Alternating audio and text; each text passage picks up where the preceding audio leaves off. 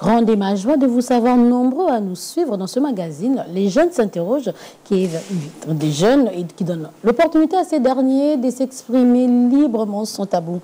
Et nous parlerons aujourd'hui du mariage interculturel, enrichissement ou défi. Et comme c'est une émission des jeunes, je commence par eux.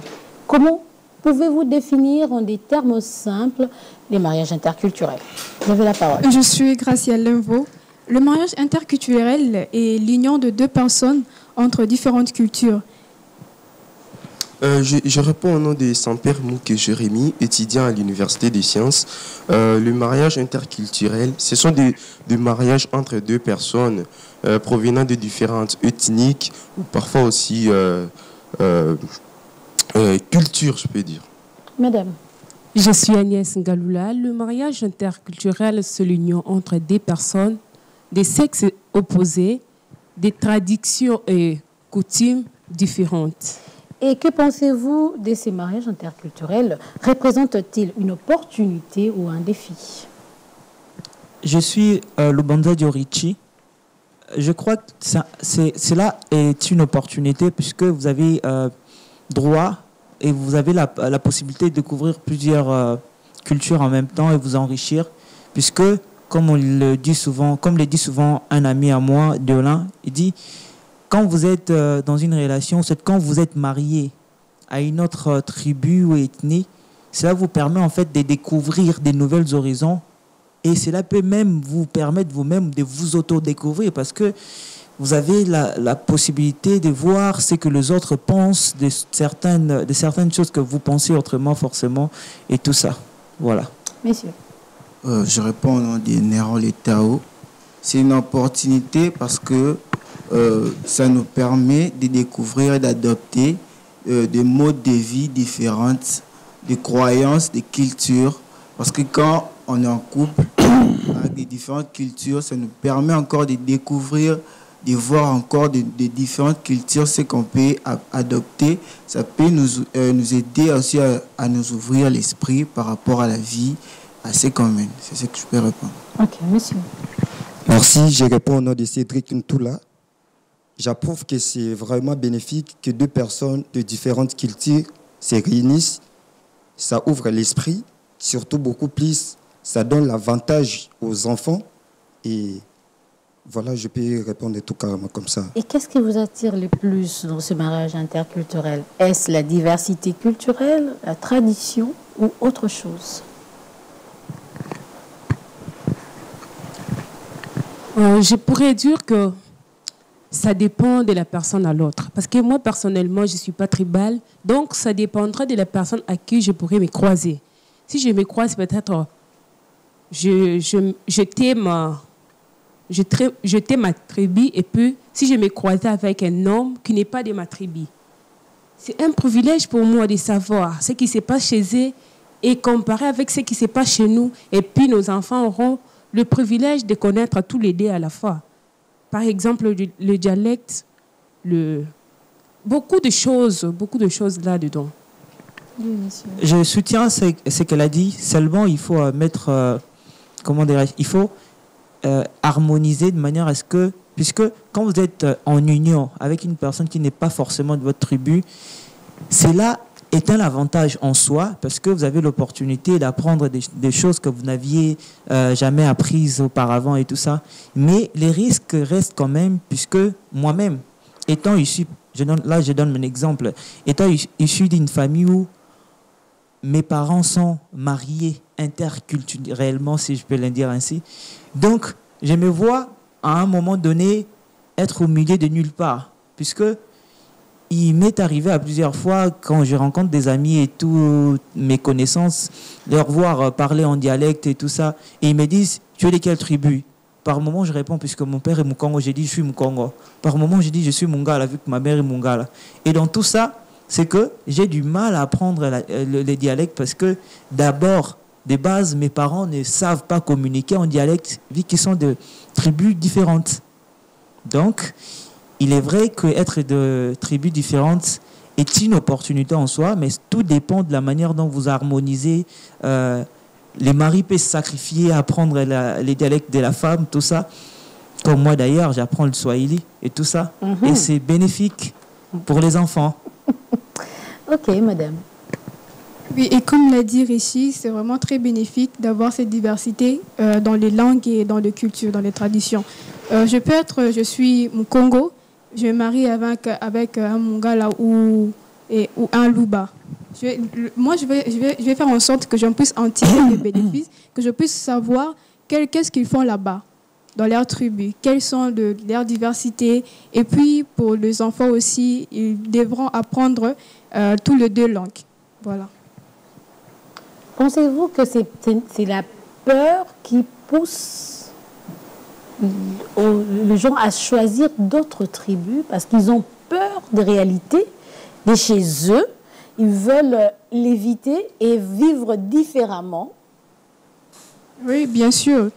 Prenons par exemple d'une tribu où il y a des Kinchudi par exemple. Il y a des gens qui ont peur, voilà, je suis Mukongo, je vais parler, me marier avec Mukongo, de peur qu'il y ait une Kinchudi qui est là, un Luba, il y a comment on l'appelle déjà? Le Chibaou. Le Chibaou, voilà. De peur que des Chibaou vous rattrapent un jour ou l'autre. Voilà. Donnez-lui le micro. Ok, je pourrais dire que pour moi, ce n'est pas la peur. Premièrement, c'est l'amour. Parce que s'il n'y a pas l'amour, je ne pourrais pas choisir quelqu'un. Quand premièrement, je aimais un homme, quand on aime premièrement un homme, on ne sait même pas de quelle tribu il appartient.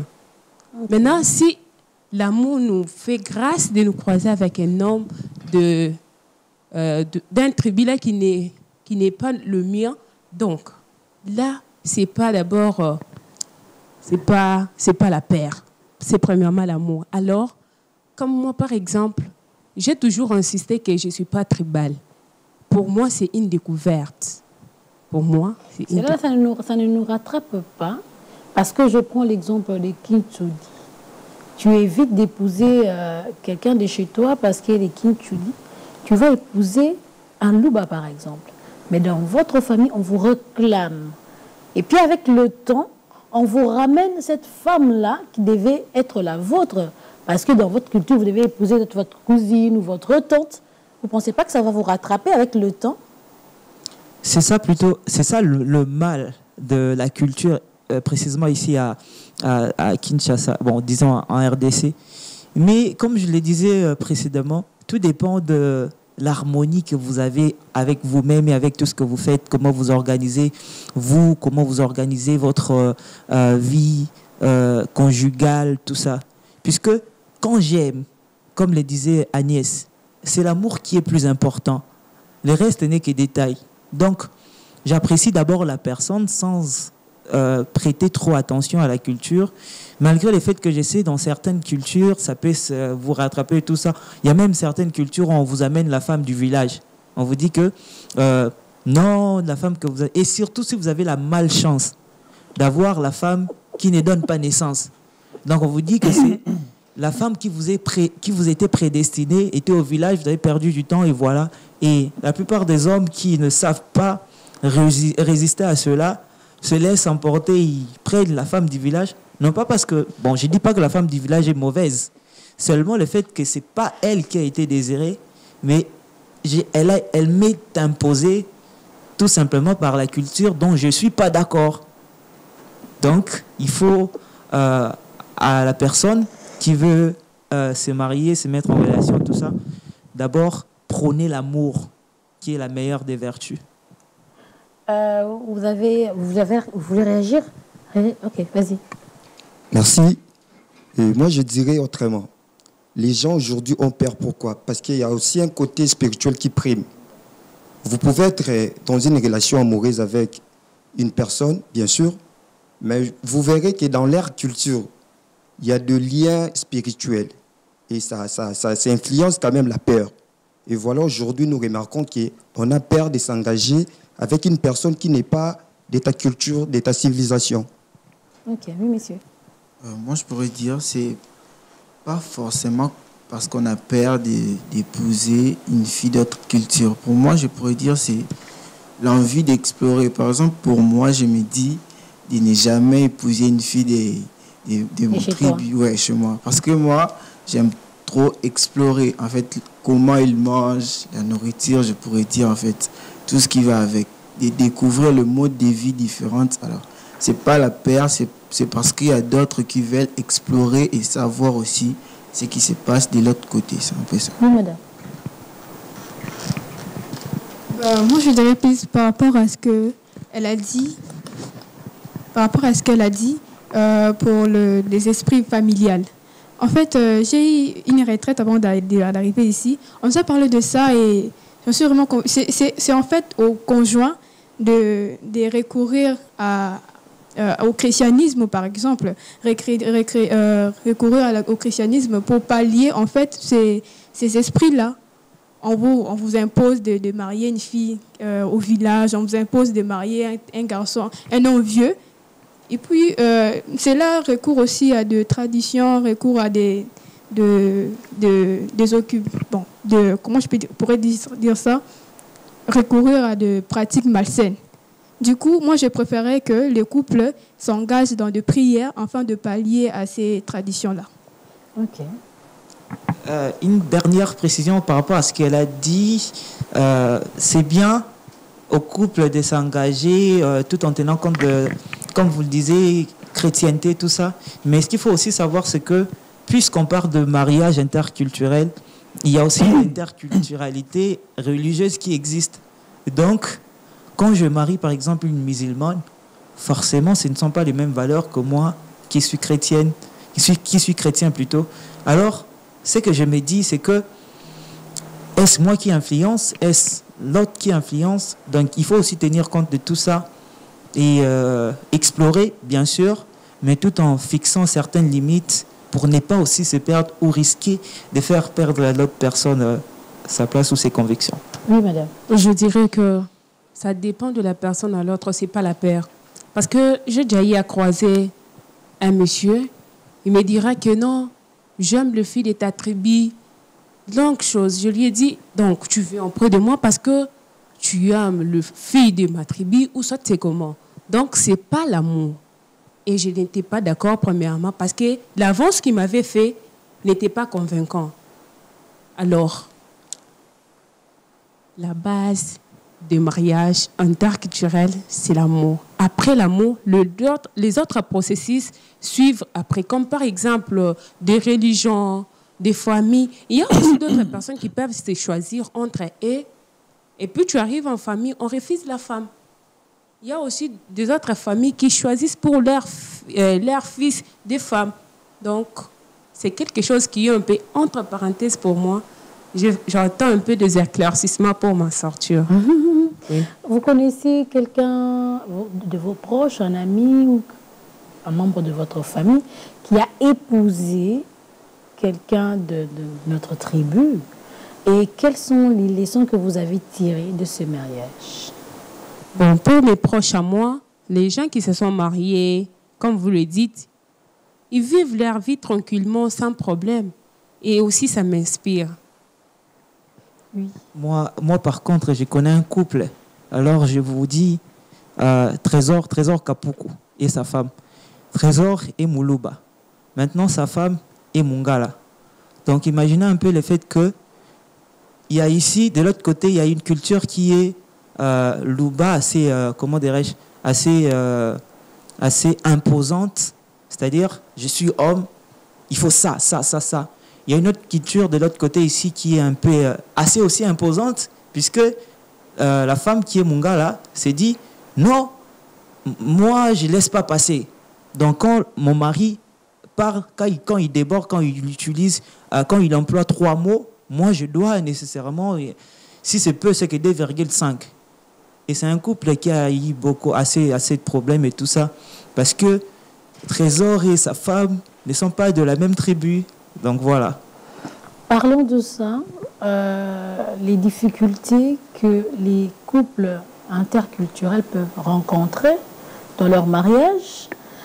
Il y a ce que vous venez de dire, le comportement, mais aussi, il y a aussi un autre aspect où les gens du Congo central, par exemple, ne s'occupent que de leurs neveux et nièces, pas de leurs enfants. Pensez-vous que c'est un risque pour cette famille en ce qui concerne l'encadrement de leurs enfants? Très grand risque d'ailleurs, parce que imaginez-vous une femme qui est mariée à un homme, normalement, et ils ont des enfants, et l'homme décide de prendre en charge, surtout qu'ils ne sont pas de la même tribu. Culture tellement différente, et la femme vient découvrir des choses avec son mari qui prend soin des neveux plus qu'il le fait avec ses propres enfants. Et imaginez un déséquilibre tel que c'est là, donc c'est un déséquilibre qui affecte le couple tellement que c'est voilà même une des raisons pour lesquelles on a les divorces. Puisque comment expliquer, on est mariés, nos enfants sont chassés à l'école, mais toi tu payes les frais de tes neveux. Ils sont là quand ils viennent, tu donnes. Quand notre vient, oh non, on ne nous a pas payé, tout ça. Que leurs oncles s'occupent d'eux aussi. Que leurs oncles. Et imagine, dans un contexte où leurs oncles maintenant n'ont pas les mêmes frais, n'ont pas l'argent, s'il faut le dire ainsi. Donc, reviendrait à dire, moi je m'occupe de mes neveux, je leur paye de maison, tout ça, ils sont bien scolarisés. Et mes propres enfants sont à la merci des personnes. Donc d'eux-mêmes. Voilà en fait. Oui, monsieur. Moi, ce que je pourrais dire, c'est un risque. Moi, ce que je pourrais dire, c'est un risque de ne pas s'occuper de ses propres enfants et s'occuper de ses neveux. Les neveux, et ils ont leurs parents. Tandis que moi, ce sont mes propres enfants. Je dois m'occuper de payer leur scolarité, s'assurer qu'ils soient en bonne santé morale, physique. Vous parlez d'amour entre conjoints. Comment faire pour surmonter ces épreuves ou ces difficultés que l'on rencontre dans ce mariage interculturel? Moi, je pourrais dire qu'il faut encourager les dialogues entre les deux personnes et la famille, dans la famille par exemple. Vous pouvez organiser une activité entre les deux parents, les deux cultures, entraînant ensuite entraînant les enfants. Et dans ce sens-là, vous pourrez apporter de la lumière face à ces enfants qui sont un peu perturbés face à deux cultures différentes. Donc, organiser encourager la communication entre les parents et les enfants. Ok, pour vous, c'est la communication qui peut oui. à ça. Oui, madame. Pour moi, je dirais premièrement qu'il faut la communication et aussi la compréhension. Si on se comprend facilement et si on laisse tomber autre chose, si on s'aime sincèrement, il n'y aura pas assez de problèmes. Si on fait aussi comprendre nos parents que non, moi j'aime telle personne pour telle chose, il est bon, il est bien, bon, ça va passer calmement. Et aussi, on doit aussi aimer la tribu du conjoint. Si on n'aime pas la tribu du conjoint, ça pourra toujours donner des problèmes. Parce que la sœur de ton conjoint peut venir à la maison et commence à parler en leur dialecte, tandis que toi, tu n'entends pas. Tu en fais un problème. Non, vous êtes en train de parler de moi. Ça crée des problèmes. Également aussi chez l'homme. Quand la femme, ses frères et sœurs arrivent à la maison, commencent. Des fois, ça arrive de parler en dialecte. Des fois, ça arrive même à l'auditoire. Une fois, j'ai déjà parlé dans notre dialecte. J'oublie que j'étais à la maison. Du coup, je me trouve en train de parler. Vous n'étiez pas à la maison, vous étiez à l'université. Oui. Et mes proches m'ont dit, mais ma sœur, tu parles en quelle langue? Je dis, désolé. Je pensais que j'étais à côté de mes frères. Du coup, si c'était mon mari qui n'entendait pas notre dialecte, il devrait probablement faire un problème. Non, comment vous vous moquez de moi? Et ça pourrait toujours poser des problèmes. Mais s'il y a la compréhension, et aussi l'amour. L'homme sait que non, la femme même, elle aime aussi ma tribu. L'homme aussi aime ma tribu, ça ne pourra pas faire des problèmes. Merci beaucoup. Nous avons un expert parmi nous, M. Jean Diongo, qui est formateur, qui va nous dire un peu comment les mariages interculturels sont perçus dans notre société actuelle et quelles tendances observez-vous? Je respecte à sa juste valeur le thème que vous avez prévu pour aujourd'hui. Avant d'intervenir, je voudrais aussi féliciter les différents intervenants qui ont pris la parole. Je crois qu'ils sont en train d'aborder la question de façon normale. Les réponses qui ont été données sont bonnes. Est-ce qu'il faut s'arrêter à cela ou aller plus loin? De mon point de vue, comme je l'ai dit toujours, quel que soit l'élément de base, culture, coutume, ainsi de suite, l'élément principal dans le mariage, c'est l'amour. Et l'amour dépasse tous ces éléments-là. Vous rencontrez une jeune fille, vous l'avez étudiée, vous avez passé du temps avec elle, peut-être avec le garçon à l'université, à l'école, ainsi de suite.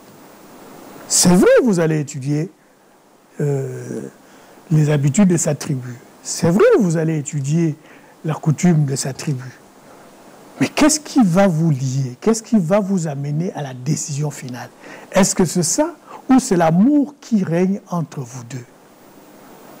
Je crois que c'est l'amour.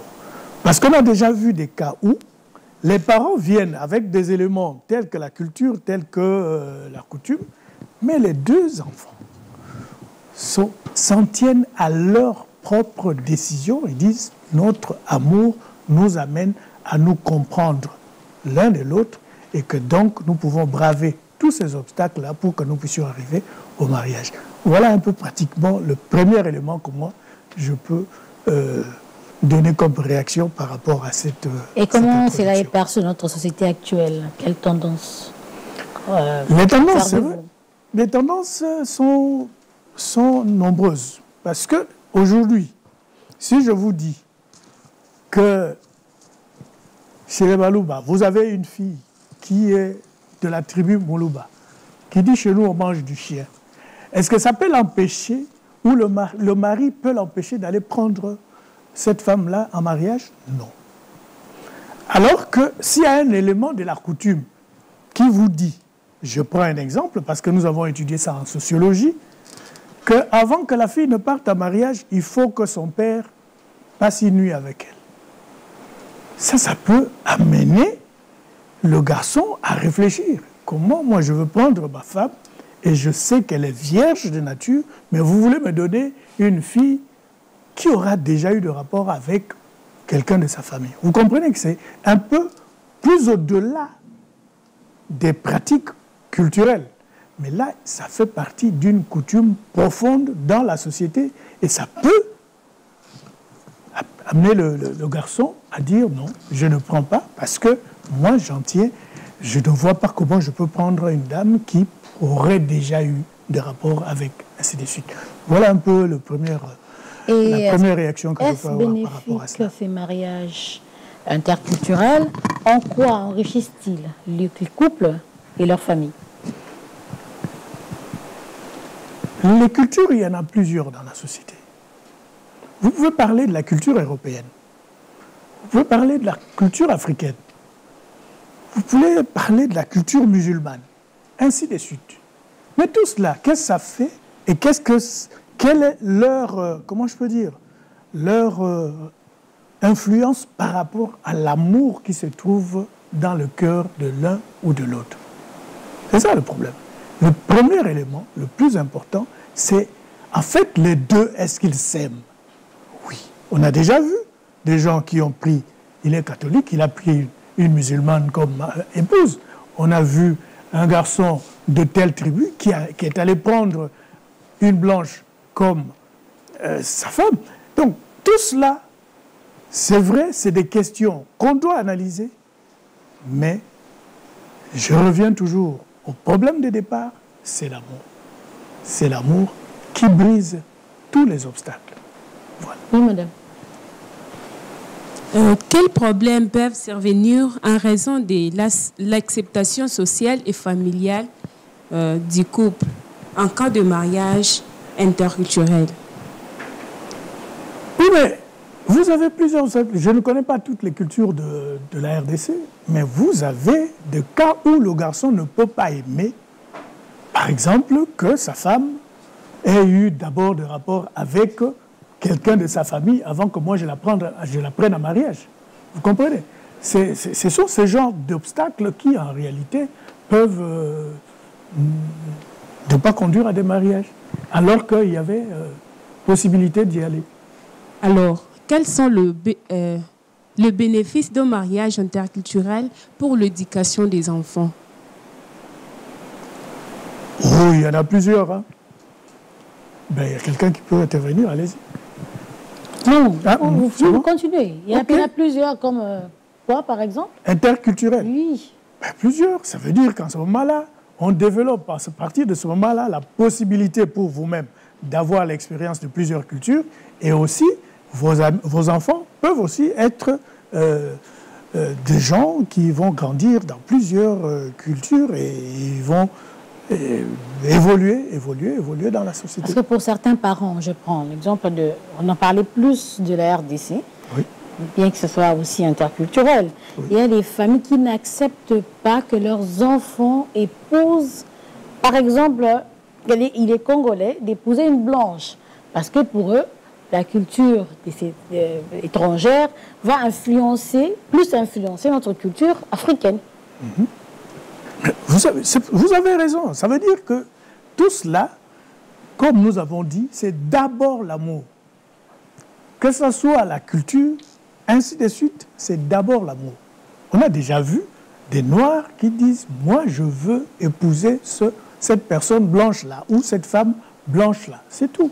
Parce que ils ont dépassé le niveau de la culture, ils ont dépassé le niveau de la coutume et ils sont allés à l'élément le plus important, c'est l'amour. Oui, monsieur. Merci. Je suis vraiment flatté d'écouter ce que vous venez de parler. Vous avez parlé d'un point très sensible, l'amour. Et l'amour, on définit l'amour comme l'affection, comme étant l'affection envers une personne. Lorsqu'on parle du mariage, on ne voit pas seulement les deux personnes concernées, on voit aussi les deux familles. Et alors, pourquoi aujourd'hui, les deux familles, certaines familles s'opposent que leur fils ou fille se marie avec une personne de la différente tribu? Oui, premièrement, je voudrais vous dire que l'amour est au-delà de l'affection. Ça va plus loin que l'affection, tout simplement. Mais l'intervention de la famille dans le mariage,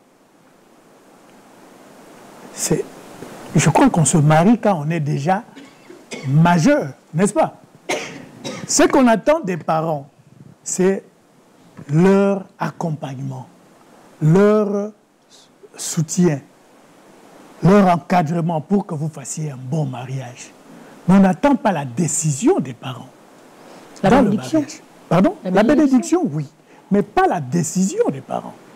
Vous comprenez ce genre de choses? C'est différent. Est-ce que le papa peut vous dire « Non, moi je ne veux pas cette femme ». Comment il connaît cette femme? Comment la maman connaît cette dame? Il a étudié où et comment? Ainsi de suite. C'est vous qui allez vivre avec cette femme et vous allez supporter ses caprices, ainsi de suite. Mais ce n'est pas les parents. Voilà donc cette mentalité-là de pouvoir donner ses pouvoirs aux parents, elle doit être dépassée. Doit être dépassée. En tout cas, nous tous, nous sommes parents. Moi, je suis parent. Mes enfants sont déjà mariés. Je n'ai pas donné un avis. J'ai dit, allez-y. C'est la voie que vous avez choisie. Voilà. Moi, je vous ai éduqué de cette façon-là. Si vous avez choisi ce garçon, c'est parce que vous l'avez aimé. Si vous avez choisi cette fille, c'est parce que vous l'avez aimé. Et ils sont allés au mariage. C'est tout. Voilà. Le temps nous est imparti. Nous reviendrons sur ce sujet parce que c'est vraiment vaste. On voit la culture, on voit la coutume dans cette thématique. Donc, nous reviendrons là-dessus pour continuer en fait les discussions prochainement, parce que là, nous tendons déjà vers la fin de notre émission. Nous voulons que M. Jean nous donne, en fait, pour ceux qui nous suivent à la télé, qu'est-ce qu'ils peuvent retenir pour l'émission d'aujourd'hui?